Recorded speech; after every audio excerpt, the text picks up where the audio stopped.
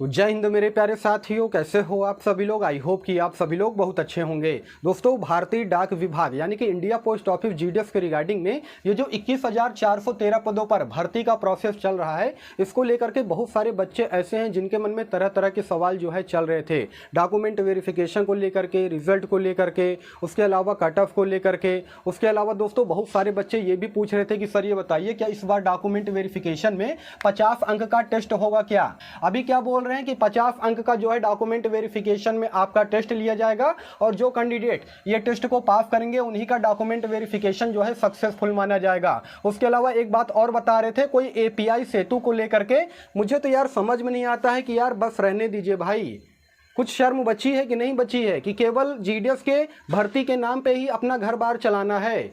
कोई और भी वैकेंसी बहुत सारी आती हैं, भारत देश बहुत बड़ा देश है, और भी कोई वैकेंसी पर बात कर लिया करो यार। लेकिन चक्कर ये बात है ना कि अगर किसी और वैकेंसी पर बात करेंगे तो उनका व्यू आएगा नहीं, व्यू नहीं आएगा तो उनका घर बार चलेगा नहीं। बस इसीलिए जानते हैं डेली का डेली एक ही कंटेंट पेले रहते हैं। देखिए कभी मैं इतना गुस्से में नहीं होता हूँ, लेकिन यार गुस्सा लगता है क्योंकि जब बच्चों को गुमराह किया जाता है ना और बच्चे फिर मैसेज करते हैं, मेरे पास पूछते हैं, तो मुझे लगता है कि यार बताइए इस तरह के भी सोशल मीडिया इन्फ्लुएंसर है जो केवल और केवल बच्चों को बेवकूफ़ बनाने का काम करते हैं, उनके पास कोई काम धंधा नहीं है। इस वीडियो को आप सभी लोग बिल्कुल अंत तक वॉच कीजिएगा। सारी जानकारी मैं आपको यहां पर देने वाला हूं डॉक्यूमेंट वेरिफिकेशन को लेकर के, रिजल्ट को लेकर के, कट ऑफ को लेकर के। कट ऑफ को लेकर के जानते हैं कुछ दिन पहले क्या कह रहे थे? ये कह रहे थे कि जिनका भी 70% से लेकर के 80% के बीच में मार्क्स होगा हाई स्कूल में, उनका सिलेक्शन 100% तय है। यार उन बेवकूफ़ को ये समझाए, अगर उनको नहीं पता है ना तो 44,228 पदों पर जो भर्ती आई थी ना पिछले साल, वो वाली वैकेंसी उठा करके देखिए, उसका कट ऑफ उठा करके देखिए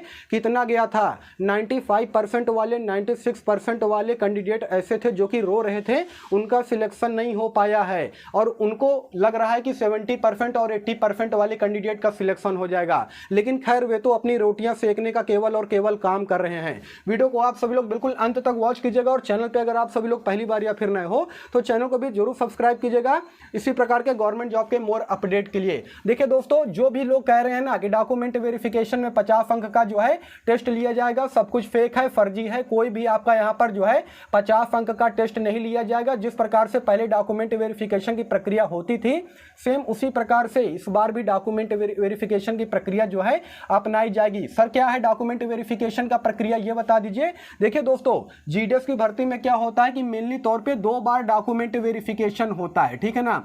जो फर्स्ट डॉक्यूमेंट वेरिफिकेशन होगा वो आपका इंगेजिंग अथॉरिटी के द्वारा होता है और सेकंड डॉक्यूमेंट वेरिफिकेशन जो है वो वेरीफाइंग अथॉरिटी के द्वारा होता है, जिसमें आपके सारे आवश्यक दस्तावेजों की अच्छी तरीके से जांच की जाती है। देखा जाता है कि डिजी लॉकर में आपके सारे आवश्यक दस्तावेज जो है वो वेरीफाई हो पा रहे हैं कि नहीं। यहाँ पर किसी प्रकार का कोई भी टेस्ट नहीं होगा। साथ ही साथ एपीआई सेतु जो बताया जा रहा है ना, वो सब के सब फर्जी है। किसी प्रकार का कोई भी एपीआई सेतु का यहाँ पर यूज जो है डॉक्यूमेंट वेरिफिकेशन में नहीं किया जाएगा। और एक बात मैं आपको और बता देना चाहता हूं कि देखिए, जितने भी कैंडिडेट का फर्स्ट मेरिट सूची में नाम आएगा उनका क्या होगा, यहां पर डॉक्यूमेंट वेरिफिकेशन के लिए टोटल 10 दिन का समय दिया जाता है। अगर इस 10 दिन के बीच में आप पहुंच गए तब तो ठीक है, अदरवाइज क्या होगा कि 5 दिन का एक्स्ट्रा टाइम और भी दिया जाएगा आपको, वे कैंडिडेट जो कि डॉक्यूमेंट वेरिफिकेशन के लिए छूट जाते हैं। लेकिन उसके बाद अगर आप नहीं पहुंचे ना, तब तक अगर आप नहीं पहुंचे तो आपका कैंडिडेचर जो है रद्द कर दिया जाएगा। फिर अगर आप बाद में पहुंचते भी हो तो आपका डॉक्यूमेंट वेरिफिकेशन जो है नहीं किया जाएगा। तो इस चीज को आप लोग समझ लीजिएगा कि जो निश्चित समय है ना, उसी के अंदर में आपको डॉक्यूमेंट वेरिफिकेशन यहां पर करवा लेना है। उसके बाद अगला सवाल बच्चे ये पूछ रहे थे कि सर ये बताइए, फॉर्म एडिट होने के बाद जो है मैंने फाइनल सबमिट नहीं किया था, तो उस स्थिति में क्या मेरा फॉर्म रिजेक्ट हो जाएगा या फिर मेरा कैंडिडेचर जो है क्या रद्द हो जाएगा। दोस्तों मैं आपको बता देना चाहता हूं, अगर फॉर्म एडिट होने के बाद आपने फाइनल सबमिट नहीं किया है तो इस स्थिति में क्या होगा, आपका कैंडिडेचर रिजेक्ट नहीं किया जाएगा, ना ही आपका फॉर्म रिजेक्ट किया जाएगा। लेकिन हाँ, एडिट से पहले जो आपने फॉर्म को फाइनल सबमिट किया था ना, वही वाला फाइनल सबमिट जो है आपका फॉर्म माना जाएगा। यानी कि एडिट के बाद का जो आपने फाइनल सबमिट नहीं किया तो वो वाला फॉर्म आपका मान्य जो है यहां पर नहीं होगा, ठीक है ना। उसके अलावा अगला सवाल यह है कि सर ये बताइए इस बार का जो रिजल्ट है वो कब जारी किया जाएगा। तो दोस्तों मैंने इससे पहले वाली वीडियो में भी आपको बताया था कि जो आपका रिजल्ट है वो 22 तारीख से लेकर के 24 मार्च के बीच में कभी भी रिलीज किया जा सकता है, क्योंकि इस बार आप सभी लोग को मालूम है जीडीएस की ये जो भर्ती है ना, इसका सिलेक्शन प्रोसेस का आपका जो लास्ट डेट है वो है 30 जून 2025 और 30 जून 2025 तक क्या होगा कि मेरिट सूची के आने का सिलसिला चलता रहेगा। तो टोटल इस बार 6 से 7 मेरिट सूची आपको देखने को मिल सकती है। तो 23 से लेकर के 24 तारीख के बीच में आपको इसका फर्स्ट मेरिट सूची जो है देखने को मिल जाएगा। बहुत सारे यूट्यूबर ऐसे भी है ना जिनके चैनल पर क्या है कि डेली की डेली नई मेरिट सूचियां जारी हो जा रही है। वे केवल और केवल आपको बेवकूफ बनाने का काम कर रहे हैं। ऐसे सोशल मीडिया इन्फ्लुएंसर से आप थोड़ा बच करके रहिए। उसके अलावा अगला सवाल यह है कि सर ये बताइए आवश्यक दस्तावेज के तौर पे कौन कौन से दस्तावेज की जांच की जाएगी। तो दोस्तों यहाँ पर मैंने सारे दस्तावेज लिख रखे हैं। इन सारे दस्तावेज को आपको तैयार कर लेना है। सबसे पहले तो 10वीं की मार्कशीट सर्टिफिकेट आपके पास जो है होनी चाहिए। उसके अलावा आपके पास कास्ट सर्टिफिकेट होना चाहिए, वो भी सेंट्रल लेवल का। आप चाहे किसी भी कैटेगरी से बिलोंग करते हो, केवल यूआर कैटेगरी को छोड़ करके बाकी किसी भी कैटेगरी से बिलोंग करते हो तो आपके पास कास्ट सर्टिफिकेट वो भी सेंट्रल लेवल का देखा जाएगा। स्टेट लेवल का कास्ट सर्टिफिकेट मान्य नहीं होगा। उसके अलावा जितने भी भाई बहन हमारे ईडब्ल्यूएस कैंडिडेट हैं उनके लिए ईडब्ल्यूएस सर्टिफिकेट लगेगा। उसके अलावा जितने भी भाई बहन हमारे पीएच हैंडीकैप है यानी कि विकलांग है उनके लिए पीडब्ल्यूडी सर्टिफिकेट बनता है। तो आप सभी लोग पीडब्ल्यूडी सर्टिफिकेट बनवा लीजिएगा। उसके अलावा मेडिकल सर्टिफिकेट की भी जरूरत यहाँ पर आप सभी लोगों को पड़ेगी, जो कि आपको सरकारी अस्पताल से बनवाना है। प्राइवेट हॉस्पिटल से अगर बनवाओगे तो वो मान्य नहीं होगा, ठीक है ना। तो सरकारी अस्पताल चले जाइएगा, 1 से 2 दिन के भीतर आपका ये मेडिकल सर्टिफिकेट बन जाएगा। उसके अलावा आधार कार्ड आपके पास होना चाहिए। आधार कार्ड और 10वीं की मार्कशीट सर्टिफिकेट में आपका नाम, father name, date of birth, address वगैरह सब कुछ मैच करना चाहिए। किसी प्रकार का मिसमैच होगा तो उस स्थिति में क्या होगा कि आपका कैंडिडेचर रिजेक्ट कर दिया जाएगा, ठीक है ना। तो इस चीज़ को देख लीजिएगा कि आधार कार्ड और 10वीं की मार्कशीट में आपका नाम, पता, एड्रेस वगैरह सब कुछ अच्छी तरीके से मैच करना चाहिए। उसके अलावा दोस्तों फर्स्ट डॉक्यूमेंट वेरिफिकेशन में तो नहीं, लेकिन सेकेंड डॉक्यूमेंट वेरिफिकेशन के टाइम पर आपका पुलिस वेरिफिकेशन भी होगा। जी हाँ दोस्तों, जो कि आपको खुद से करवाना पड़ेगा। साथ ही साथ डिपार्टमेंट ऑफ पोस्ट ऑफिस भी करेगी, लेकिन वो कब करेगी वो आपको पता नहीं चलेगा। लेकिन सेकंड डॉक्यूमेंट वेरिफिकेशन के टाइम पे आपको पुलिस वेरिफिकेशन करना पड़ेगा, फर्स्ट डॉक्यूमेंट वेरिफिकेशन के टाइम पर नहीं। साथ ही साथ दोस्तों यहाँ पर आइडेंटिटी सर्टिफिकेट के तौर पे आधार कार्ड अगर आपके पास है तो चल जाएगा, किसी प्रकार की कोई भी दिक्कत नहीं है। या फिर वोटर आईडी कार्ड वगैरह भी रहेगा तो चल जाएगा। उसके अलावा कोई भी यहाँ पर किसी प्रकार का कोई भी मार्कशीट जो है अनिवार्य नहीं है। बस इतने सारे मार्कशीट अगर आपके पास होंगे तो आपको किसी प्रकार की कोई भी दिक्कत नहीं होगा। आसानी से आपका डॉक्यूमेंट वेरिफिकेशन जो है सक्सेसफुल हो जाएगा। अगला सवाल यह है कि सर ये बताइए इस बार का जो कट ऑफ है वो कितना जाएगा। दोस्तों इसके रिगार्डिंग में मैंने एक सेपरेटेड वीडियो ऑलरेडी बना रखा है, जिसमें मैंने आपको बताया है सभी अलग अलग सर्कल का इस बार का कट ऑफ जो है कितना जा सकता है। देखिए ये चीज तो आप लोग को मालूम ही होगा कि कट ऑफ इस बार बहुत ज्यादा जाएगा।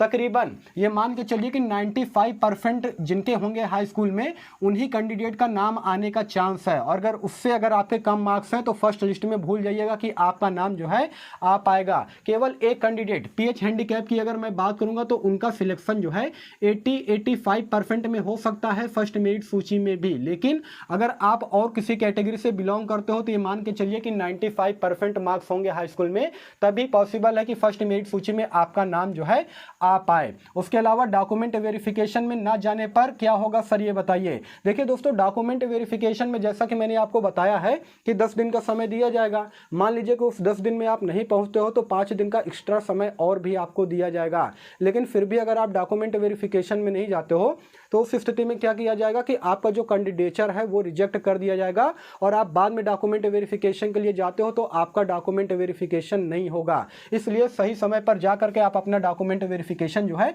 करवा लीजिएगा। उसके अलावा अगला सवाल यह है कि सर ये बताइए क्या 80 या फिर 85% वाले कैंडिडेट का इस बार जीडीएस की भर्ती में सिलेक्शन हो पाएगा कि नहीं। दोस्तों मैं आपको खोल करके बता देना चाहता हूं, फर्स्ट, सेकंड और थर्ड मेरिट सूची में ये मान के चलिए कि आपका नाम नहीं आ पाएगा अगर आपके 80 या फिर 85% मार्क्स हैं तो हाई स्कूल में। उसके अलावा चौथी मेरिट सूची, 5वीं मेरिट सूची या फिर 6वीं मेरिट सूची में चांस बनता है कि आपका नाम आ जाए। लेकिन फर्स्ट, सेकंड और थर्ड मेरिट सूची में आपका नाम बिल्कुल नहीं आ पाएगा अगर आपके 80 या फिर 85% मार्क्स है, आप चाहे किसी भी कैटेगरी से बिलोंग करते हो तो। लेकिन ठीक है, आपको चौथी 5वीं मेरिट सूची चेक करना है, बल्कि आपको सारी की सारी मेरिट सूचियां जो है देखनी है ये मत सोच लीजिएगा कि मेरा फर्स्ट, सेकंड और थर्ड मेरिट सूची में नाम नहीं आएगा तो क्या मैं रिजल्ट को ही चेक ना करूं। ऐसा बिल्कुल भी नहीं करना है, रिजल्ट आपको जो है चेक करना है, ठीक है ना। उसके अलावा अगला सवाल यह है कि सर ये बताइए जीडीएस की जो नई भर्ती है वो कब आएगी।